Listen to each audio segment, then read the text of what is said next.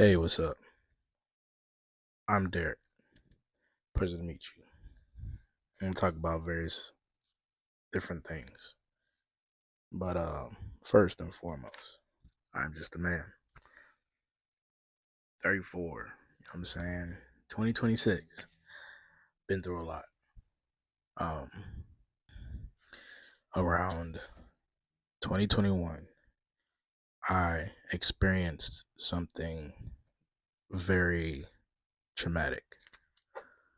Um my mother passed. She died of cancer. Now, when we found out, it was like around, 2019. I would say like before her birthday, I want to say. Um, so we found out, and yeah, life from then got real. Got real. You know what I'm saying? So I went through quite a lot in the time that I was, with her, taking care of her. I had to step up. I had to really, take care of the house. Really do what I anything that I could do to sustain the home, and you know trying my best to work my schedules around the appointments because I'm driving her to the appointments and stuff. Doing everything that I can. So that was a challenge in itself. Um I never really knew how to talk about anything that was going on at the time. At the same time, respecting her wishes for nobody to know that um she was, going through this, through the chemo and all this stuff. And nobody knew.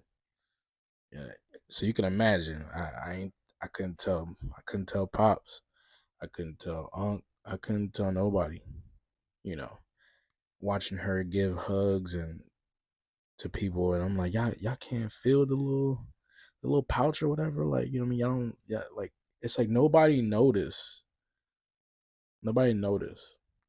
You know,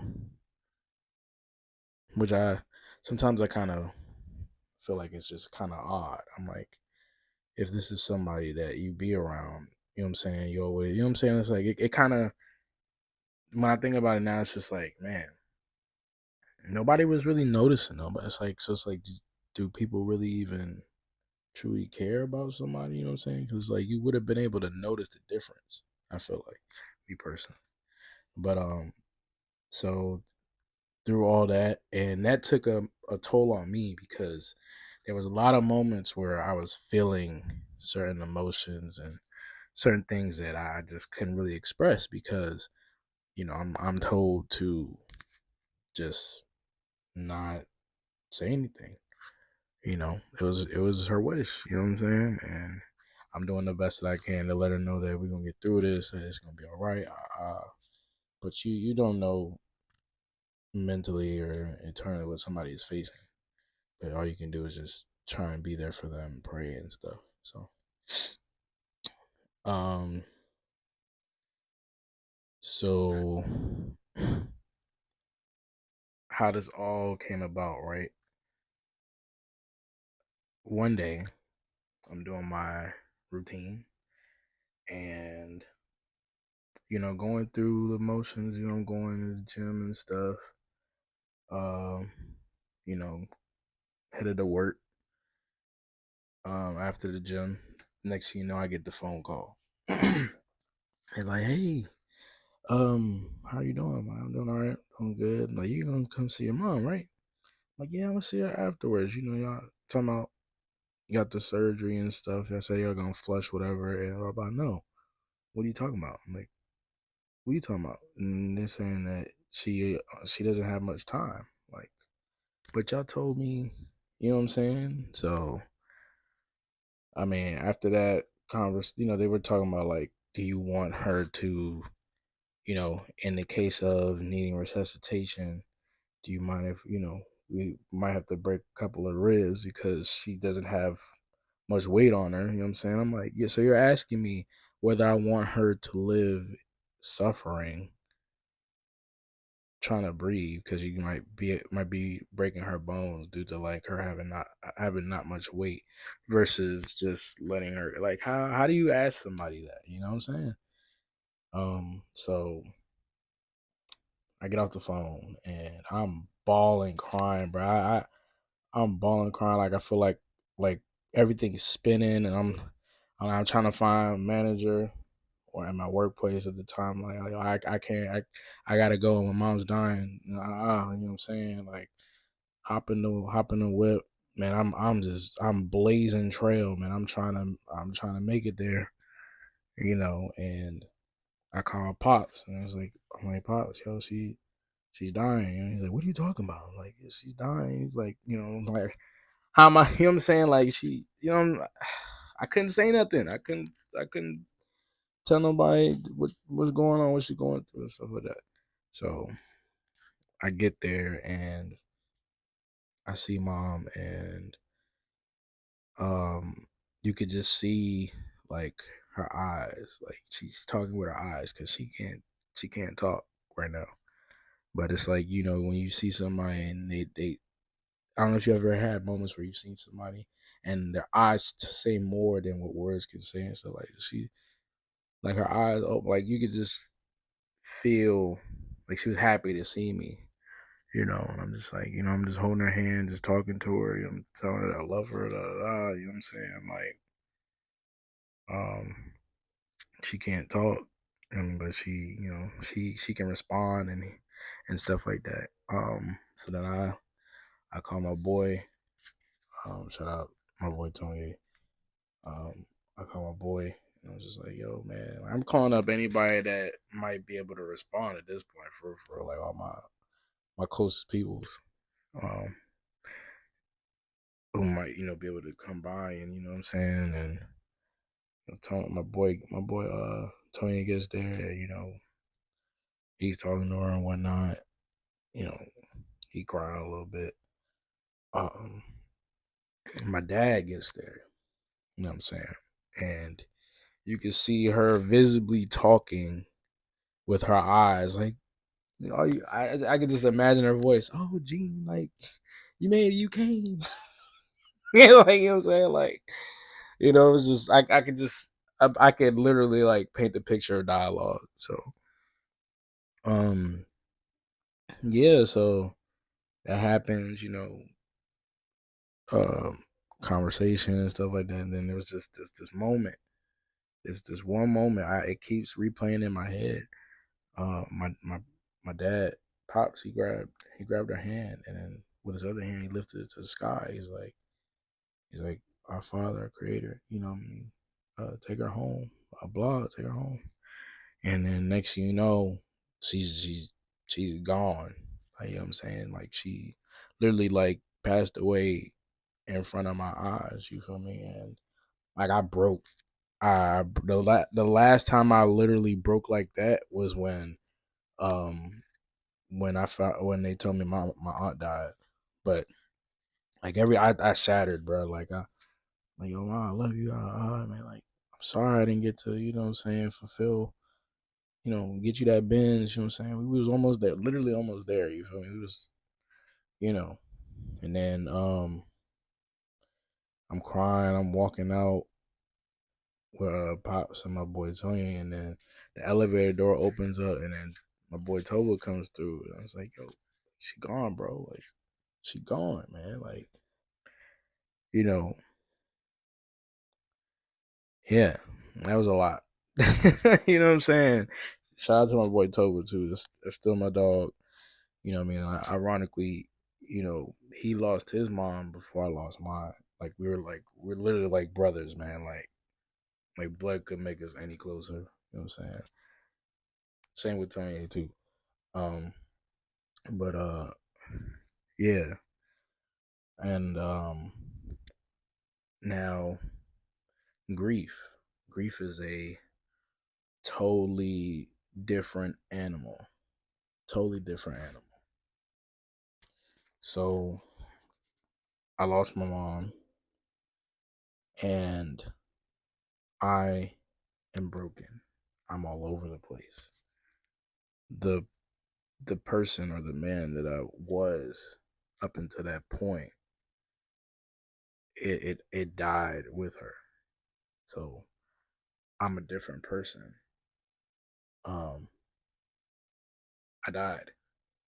I would say a part of me had died, and now I'm this newer person, and a lot of things don't feel the same. I don't react to a lot of the jokes the same way. I don't joke around a lot. I don't. I'm totally different. I understand things different. I react a lot differently. And in the height of the grief, the start of this grieving and stuff, right? Everything is so,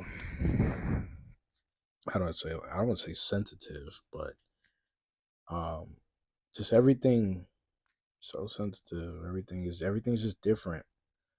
I spiraled. I spiraled out. I I did the funny grass. I was with the funny juice. I was trying to find ways to, I guess, cope and handle with losing somebody that I have been with all my life. Literally who birthed me. It's been me and mom for you know you know what I'm saying, like, what I'm saying, that's all the one person that I knew and really trusted, and, like, what I'm saying, like, that really did their best to shield me or protect me from a lot of things in life, if that makes sense. Um so, I began losing myself. um I went through a lot of different things. I went through a bad relationship. um I was also, in a sense, somehow isolation, or, I was losing. I don't say losing friends, but it was hard for me to be myself or be who I was. You know what I'm saying? I couldn't. The joys were stripped. Happiness felt stripped, and everything was crumbling. So with the grief, I'm dealing with the fees. I'm dealing with maintaining everything afterwards, paying the insurances, paying everything. You know what I'm saying? Just trying to sustain, maintain, and wasn't really taught how to, do certain things, or how to, like, what to the know how to, like, diminish certain things or cut back certain things, whatever. So, like, everything just started adding up, and the total got hella high. You know what I'm saying? It got real real high. Um, so it's like, in a sense, I'm on top of the grief and stuff. I'm drowning. Like, I'm literally drowning, and asking for help from people or from family. And I'm getting I'm getting help, but not, I guess, the help that was needed for me to, um I guess, stay afloat, if that makes sense. At the same time, like, habits started getting bad. I was eating like crazy, stuff in my face, trying to just I guess every which way, just trying to numb the pain and stuff like that. So I went through a lot of different things since then, and all I can say is that all these things that I went through since that starting point has made me the man that I am today. So it's kind of just a summary of me. So why am I here? you're you're probably asking yourself, why are you watching this video? Why are you listening to this? So here we are in 2026, and I am able to see errors, or a lot of collisions, damages that have plagued me that I was unable to, I guess, address or understand in a sense. So one of the things would be there's power in the tongue, as it says in the Bible. So there's power with the words, anything that we speak, there's power.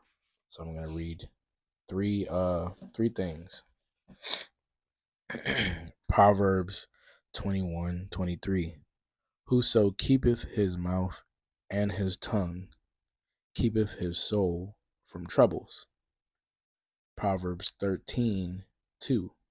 A man shall eat good by the fruit of his mouth, but the soul of the transgressors shall eat violence. Then Proverbs 13:3. He that keepeth his mouth keepeth his life, but he that openeth wide his lips shall have destruction. So overall, these three verses show that whatever we speak or release into the atmosphere, that literally will, in a sense, shape the reality. So, as you can imagine, in these past 2 years, with the loss of my mom and all the other things that I went through, I was in a spot where I couldn't believe. I couldn't believe in myself. And I'm really just talking negative to myself. You know, talking negative as far as like, I'm a failure, I'm this, I'm that, agreeing with the negativity or the negative words that the enemy has been placing in my thoughts or allowing me to just to think. And I'm saying them out loud. You know what I'm saying? I'm putting in the atmosphere, and then the reality starts shaping. So here we are in 2026, wanting and willing to change the atmosphere. Anything cannot change unless you yourself want to change. So this video is to, I guess, be a timestamp or a bookmark to myself and maybe anybody else who is dealing with certain things or similar things, that to watch how you speak to yourself and watch how you speak about whatever your situation that you're going through, to watch how you speak about the things that you create or are creating, just watch how you speak in general. You never know who is watching, who is within the vicinity that is ear hustling, and who's beside. You don't know. So, and by us speaking nothing but good things and removing ourselves from speaking the bad things, we will not be able to give weapons. We will not be able to hand weapons over to the enemy to destroy us, if that makes sense. So,